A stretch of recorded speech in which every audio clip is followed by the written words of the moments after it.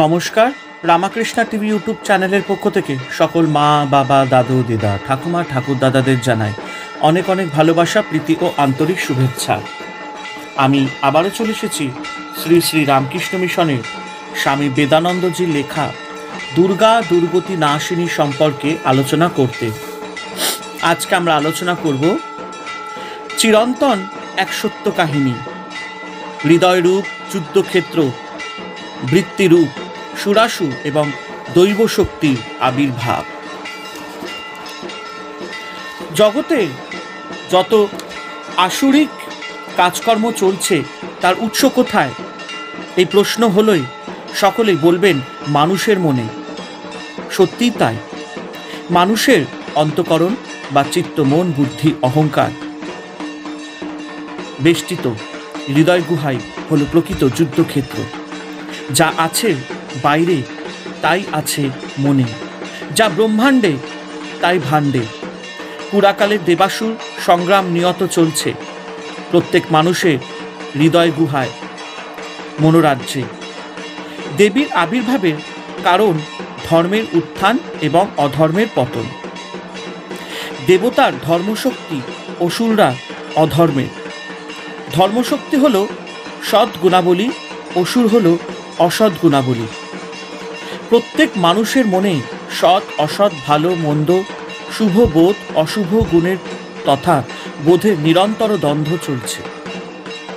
এই দ্বন্দ্বের কারণে মানুষ দিশেহারা। অন্তরে অশুভ গুণের প্রভাব তথা অসুরের অত্যাচারে মানবের মনে শান্তি নেই, আনন্দ নেই, সব সময় অস্থির ও হতাশার ভাব।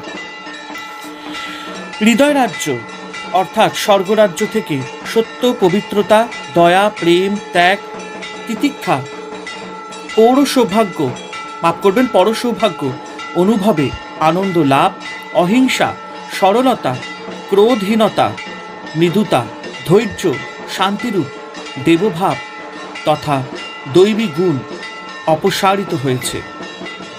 পরিবর্তে হৃদয় গুহাতে বাসা বেঁধেছে বড় বড় মহিষাসুরের কাম, নানা রকম সৈন্য।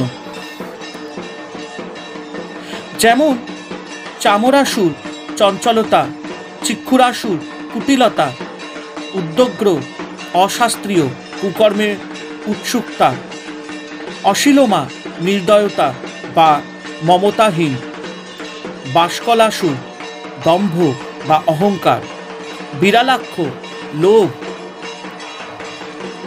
দুর্ধর দুর্নীতি, দুর্মুখ কুবাক্য দিয়ে কষ্ট দেওয়া, তাম্র ক্রোধ, অন্ধক মোহ।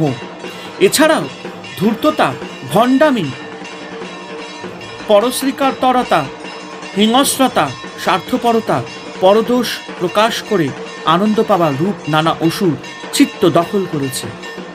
সবকিছুর মূলে রাজা মহিষাসুর অর্থাৎ কামনা পূরণ।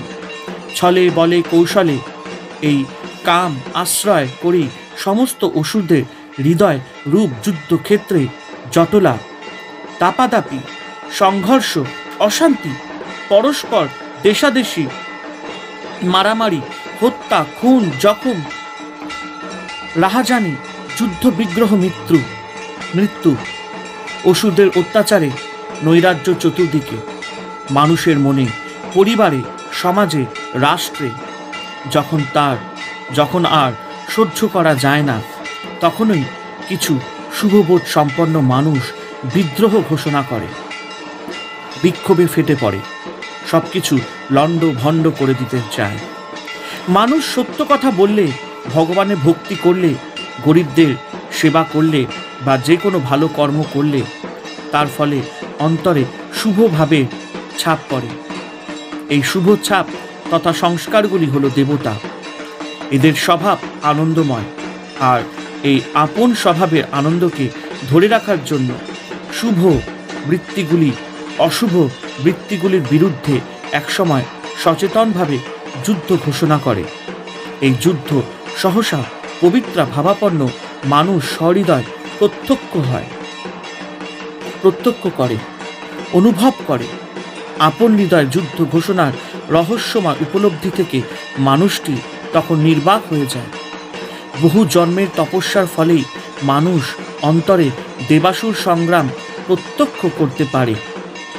এমন মানুষ উপলব্ধি করে যে সমবেত শুভ শক্তির প্রভাবে অন্তরে তৈরি হয়েছে জ্যোতির্ময়ী দেবী শক্তি, অন্তরে শুভ শক্তি রূপিণী অসুর দলিনী দেবী শক্তির আবির্ভাবের ফলে মানুষটি যখন পরিবর্তিত হতে থাকে, তার মধ্যে দম্ভ, পারস্য, কর্কশ, বাক্য, পরশ্রী কাতরতা, দেশ, খলতা, কুকর্ম, দুঃসাহস, পরের অপকার, বৃথা বাক্য বলা, হিংসা করা, পৌর সৌভাগ্যে কাতর হওয়ার রূপ আর নানা অশুভ ভাবনা সম্ভব হয় না।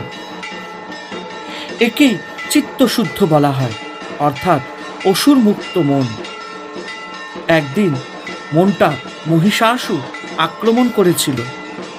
মহিষাসুর কিনা মলিন চিত্তে কামের প্রভাব ছিল, আর কামরিপু হতে অন্যান্য সব আসুরিক অত্যাচারে মনের অবস্থা হয়েছিল ত্রাহি ত্রাহি, শান্তিহীন।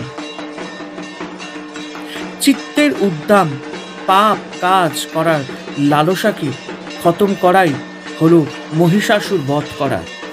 কিন্তু পাপ সংস্কারগুলি হলো রক্তবীজ, একটি সংস্কার গেল তো আর একটির আবির্ভাব হলো।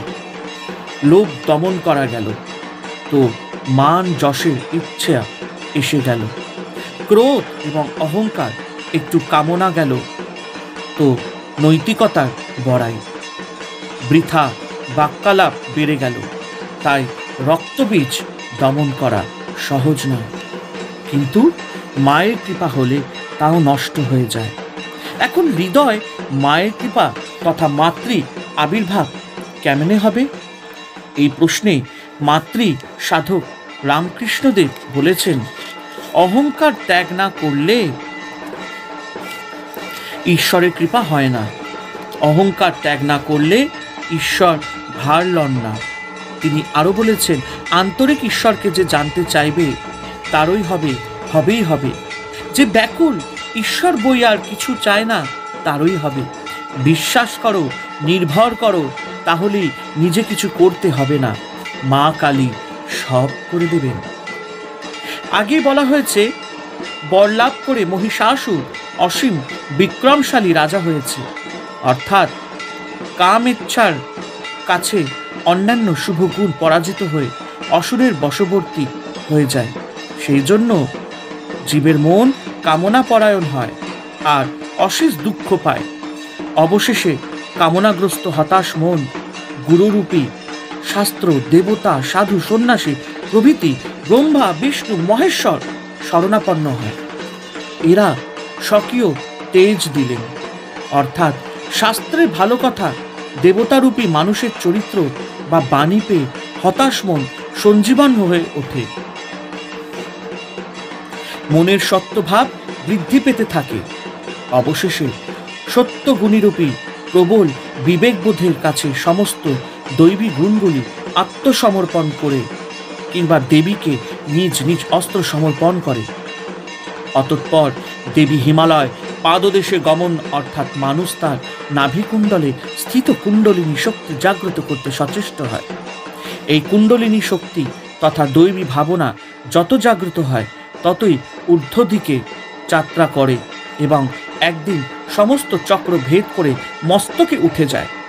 তখন অসুর বিজয় সম্পন্ন হয়। মানুষ মহাসাধক তথা দুর্গাময়, কালীময়, ব্রহ্মময় হয়ে যায়। এরাই গৌতম বুদ্ধ, যীশুখ্রিস্ট, রামচন্দ্র, বামাখ্যাপা, রামকৃষ্ণ, সারদা আনন্দময়ী, মা বিবেকানন্দ, অরবিন্দু এবং অগণিত সাধক সাধিকা প্রমুখ অসুর বিজয় মানুষ ত্রিগুণ মুক্ত সদানন্দময় মহাপুরুষ। হরে কৃষ্ণ কৃষ্ণ কৃষ্ণ হরে হরে, হরে রাম রাম রাম হরে হরে। জয় শিব শম্ভু, জয় দেবী দুর্গা দুর্গতি নাশিনী, জয় মা কালী।